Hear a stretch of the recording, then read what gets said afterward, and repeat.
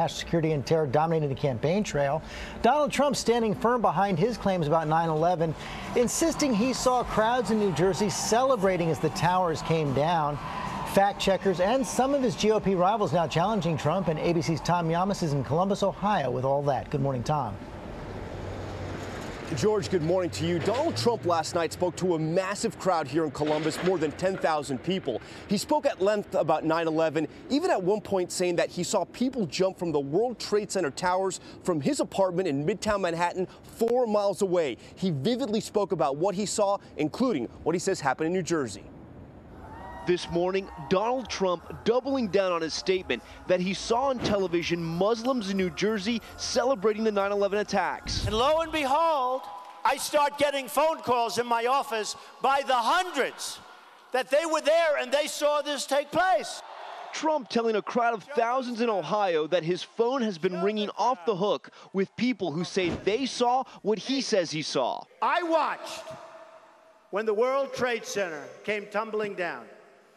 And I watched in Jersey City, New Jersey, where thousands and thousands of people were cheering as that building was coming down. It's not true, and there's plenty of fact checks to prove that it isn't. But despite fellow candidates like Senator Marco Rubio and New Jersey Governor Chris Christie calling him out, I think if it had happened, I would remember it, but, you know, there could be things I forget too. Trump is standing firm, reading part of a Washington Post article from September 18th, 2001. A number of people who were allegedly seen celebrating the attacks and holding tailgate-style parties on rooftops. But the newspaper now claiming the allegations were never proven.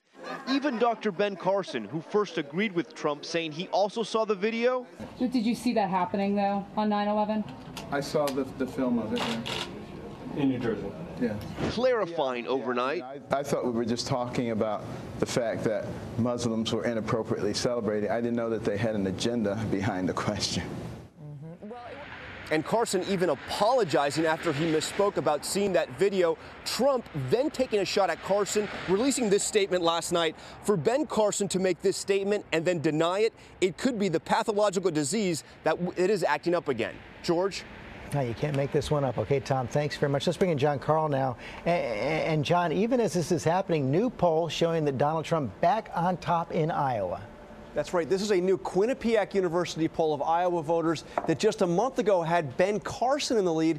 He's now slipped down to third place. Donald Trump is back on top. But the real story of this poll, George, is Ted Cruz. He is now neck and neck for the lead with Trump. Cruz has made a huge jump in just the last month from 10% all the way up to 23%. It looks like Carson's loss in this poll has been Cruz's gain. He does especially well among evangelicals, gets high marks on national security.